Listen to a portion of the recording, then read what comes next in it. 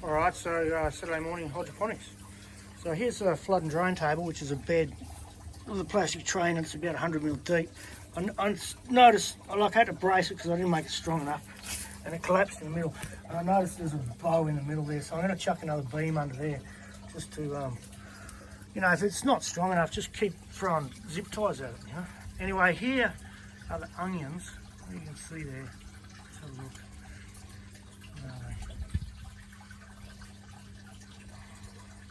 Here they come, see? Little tiny onions. See them there. There, see? Quite a lot. I mean, they're small at the moment, but we'll be able to work them out, thin them out. And these are the beetroot. Now, in the areas, so it's, I don't know, it's been a week maybe since I planted them. So in the areas where they didn't take up, I sowed some additional seeds yesterday. So that's okay. We'll get a bit of a staggered planting, a staggered harvest out of them. And so these are the radishes.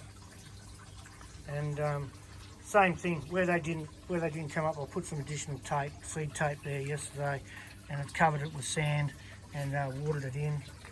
And so they'll be like sort of filling in about a week later, which when you look at that number of radishes there that have come up, I mean, that's more than a week's supply. How many radishes do I eat? Carrots, still a no-show. I'm not sure what's happened there. We failed, or bad seed, or something's not working out. Anyway, never mind. But the garlic, which I just put, planted garlic cloves in there. Many have come up, many. So I don't know how many's in there. A whole bag. So they're coming up. So look down the bed, you can see it's got a tinge of green now.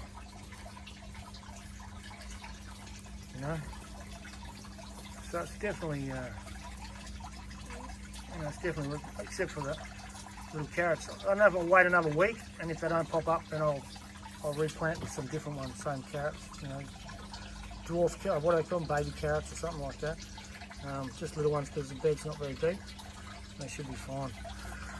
So yeah, I changed out the nutrients, and I changed out the water that was in there, and I put nutrients in there now, so it's running off full strength nutrients, and it floods 3 times a day.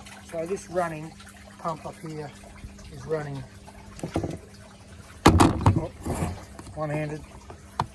So this is running off this little computerized timer, and now it's got a battery in it, so if the power goes out, it'll retain the program.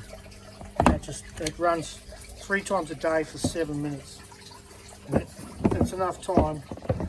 There's a tide line here somewhere. Comes up, can you see the tide line there? Just there, where my fat finner is.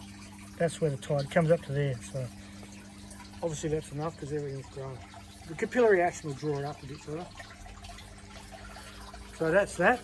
And then over here,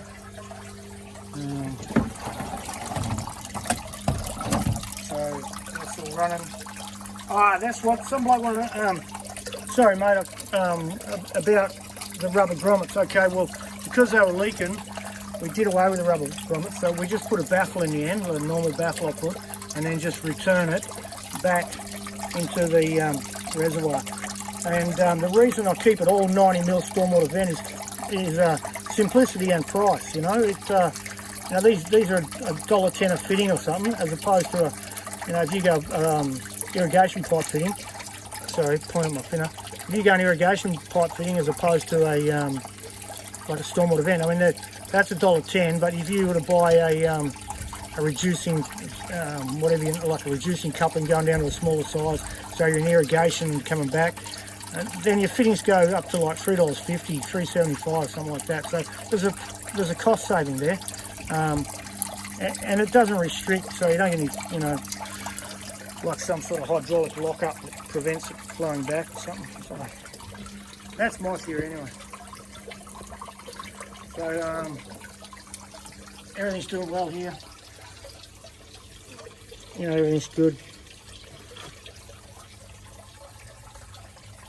So I think these guys must be coming up on 2 weeks now. So another week, and I think we'll be eating. some of this. Or maybe 2. I don't know. Anyway, so here's the old cracky celery. Now, I can see it's grown quite a bit. I'm not sure if the roots are down yet. Hey, there's a root. Hey, you come. Yep, there's a root there. So I'll still keep feeding it from the top, like every morning, just topping it up with a little bit of newts until I know that it's got quite big. And yeah, look at those. Look at it. Can you see those roots there? So they're coming, eh? And then pretty soon, this plant will be into the nutrients, and I won't have to put any more in from the top. It'll grow down, and that'll be fine. And of course, the old drain hole on the side, so when I top it up, it just comes out the top there, and the level stays perfect every time. I like that method. It works really well. Thanks, Mr. Cracky. What else? So the chilies. Still got lots of chilies. Well, chocolate reapers here, looking good. A few more to come before the end of season, so I'll save them up. The plants look pretty good. I'll just stand back and have a look. I mean, they're healthy, yes. No pests, nothing. I'm happy with that. This one is, I think, Carolina Reaper, and a few habaneros. Now, I sprayed those pests down there. We had some, was it mealybug or something? Right, now when I look at them and I touch them, there's no sap or anything in there. Where's my finger?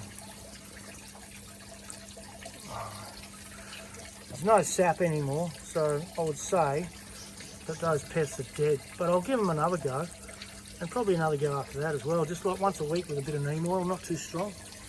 You know, and obviously it's not hot now, so they'll be fine. And these are these ones that are supposed to be chocolate reapers, but they're some sort of, I don't know what they are, something. They're chili anyway. And you see the silver beet here with the powdery mildew on it. Can you see that?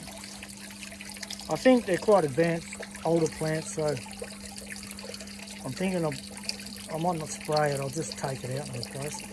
I'll save the seeds from them, and I will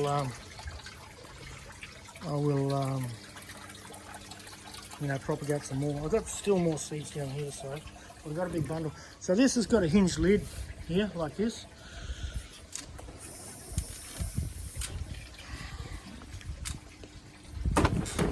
So in the evening, or when it's raining, I can cover that up and exclude the rain. Like I can cover these sides in if I want to, I'm thinking about it. And I can exclude the rain, and that way I won't, you know, have the thing with, you know, watered down nutrients and altering the pH and all that sort of stuff. But, cross that bridge when we come to it. So we've got a lot of peppers here, these little sweet Hungarian peppers. And I'll probably, I think today, we're going to do a grocery run into the Badlands, and we'll get what we need to make some pickled peppers. Look at that, can you see that ladybird in there? Cool. And then these other chilies here, these are the Trinidad Scorpion Butch Tea. I mean, check out the size of that. That plant's just fallen over. It's so, you know. And then now, we've been, lots of capsicum. There's another ladybird. Lots of capsicums here now. So, I mean, this morning we had to, you know, we cooked some breakfast. And Gia said, have we got any capsicum? And I was able to go, yeah, we have. And we've come out and get an absolutely fantastic fresh capsicum. I mean, look at these guys here. And now we're not seeing any blossom end rot, like which is on this red one here, because it's not hot. You see the blossom end rot? Because it's not hot. So, yeah, there's a few more peppers there, chilies there, peppers, whatever you want to call them. Rockies, we've still got couple of little ones. There, and down there before this vine finishes.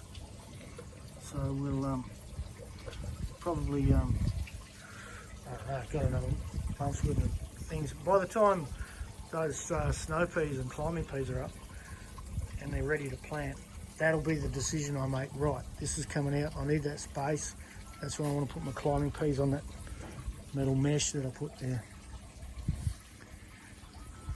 So there we are.